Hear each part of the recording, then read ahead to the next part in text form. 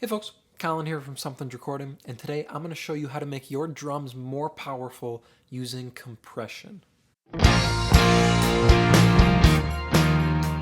going to be looking at two different types of compression in a couple different ways on drums today. But before we dive in, if you're ready to go a little bit deeper into the mixing process in its entirety and really start to hone your workflow as an engineer, then I have just the thing for you. It is my 7-step mixing checklist, and it's just a simple PDF that will walk you through the entire mixing process step by step to help you get professional and radio-ready mixes without any more of the hassle and without any more of the guesswork. It is a completely free guide, and you can download it below using the link in the video description.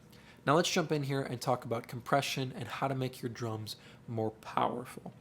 Let me start here by playing you what the drums sound like currently. So this is our finished drum mix here, and then we're going to talk about how we can make it even more powerful and even more energetic. So here's what our drums currently sound like.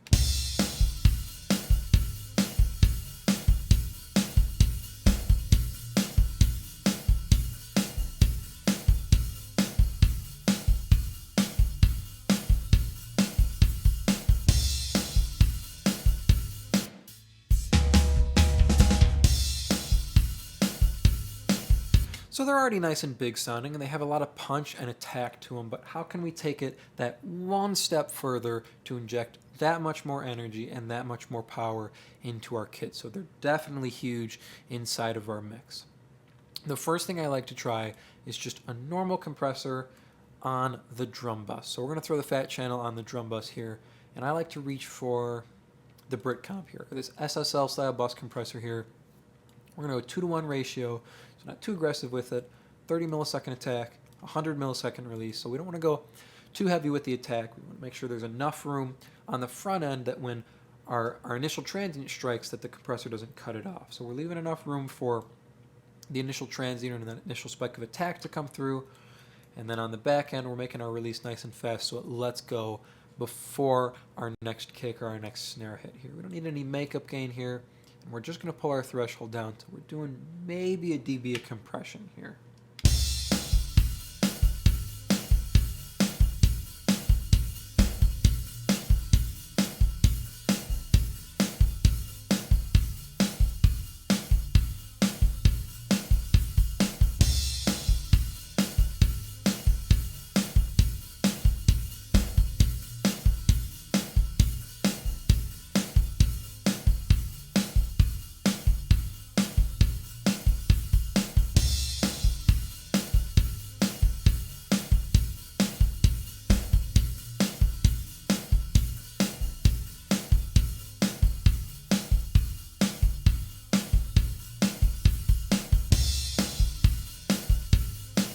Right there, so our needle's moving on our kick. We're doing maybe a dB of compression on our kick drum there, but I pulled it down until it was just starting to move on our snare drum. A little bit of compression on our kick drum and a touch of compression on our snare drum is helping to balance these two elements together. Listen one more time, and I'll take it out and I'll kick it back in. You can hear the difference with and without it. It's subtle, but listen how it balances our kick and our snare in a really nice way.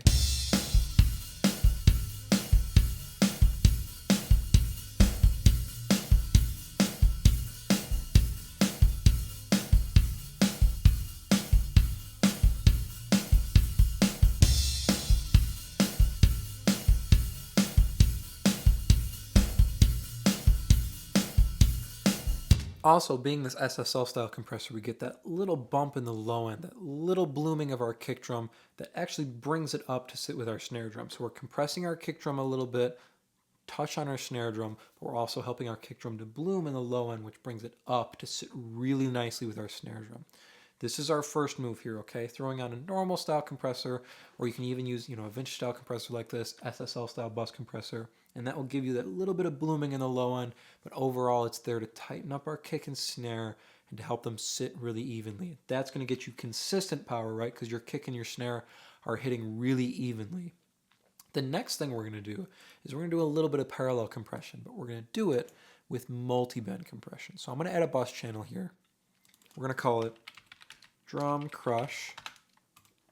Color it white because that's usually what my effects channels are. And we're going to send it to our mix bus here. we're going to come over to our drum bus here, and we're going to send an exact copy of our drums to the drum crush bus. So now our drum crush bus is getting the same signal from our drum bus. So we have our same finished drum sound here, and we're going to treat this a little bit differently, like I said, with some multiband compression. We're going to pull in the multiband dynamics here in Studio One. Any multiband compressor will do. And I actually have a preset that I used to use on my mix bus. That's what we're going to try here. So all this is we got 3 bands here. We've got 0 to 160 hertz, 160 to 2.5K, and then 2.5K and above. All of these are being edited together. They are linked bands. The threshold is currently at 20. We're doing a 2-to-1 ratio, and we've got a 100 millisecond attack and a 100 millisecond release. So very gentle attack and a medium slow release there. No makeup gain and a gentle knee there. So what these 3 bands is going to do is it's going to compress these 3 bands all together, but it's going to react differently to each band here, because we're going to get a little bit different energy in each band here. We're going to start at this 20, and I'm going to pull it down to crush the drums here.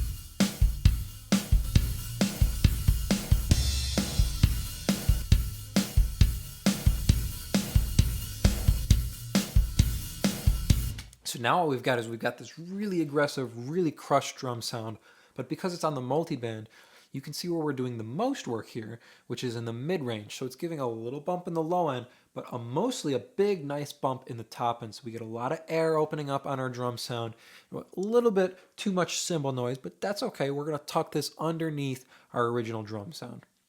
Now this multiband does have a mix knob on it, so if your multiband has a mix knob, you could throw it directly on your drum bus and then just use your mix knob to blend it in, but I like this way better. I feel like I have a little bit more control with the volume fader afterwards. So we're going to pull this all the way down and mix this up underneath our original drum sound.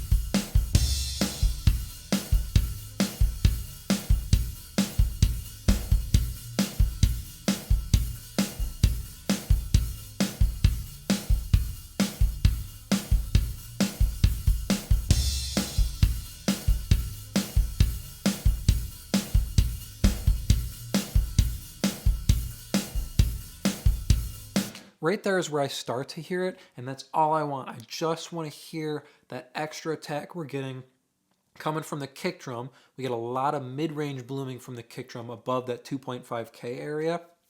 And then, of course, we have that exaggerated top end, which gives us that nice air on our snare drum and on our cymbals, of course. So listen one more time here. I'm going to mute and unmute this. When I unmute it, pay attention to how we get that mid-range emphasis on our kick drum. It helps our kick drum feel more full range. So we'll start with it out, and then I'm going to unmute it. Pay attention to how our kick drum changes and our snare drum changes.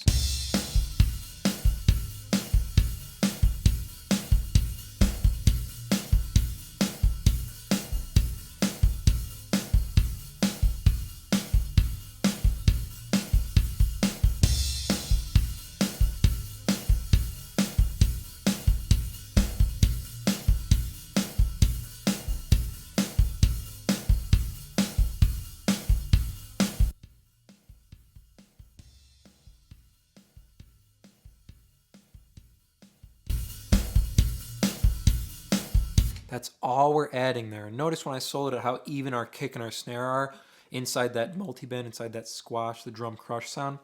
That's what you want. So we've evened out our drum sound with our compressor on our drum bus. So our kick and snare are sitting really evenly. We got a little bit of low end blooming from that, which is nice. And then when we send to our drum crush, we can squash them with the multiband. It'll emphasize our top end, give us a little bit more of that top end or mid-range emphasis on our kick drum, which helps it feel more full overall. And we tuck it underneath. It gives us so much more energy and so much more attack and aggressiveness coming with our drum sound. So one more time here, we'll start without these two compressors in, and then I'll kick them back in. You can hear where we end up. So here's where we started, and then I'll put them back in. You can hear where we ended up.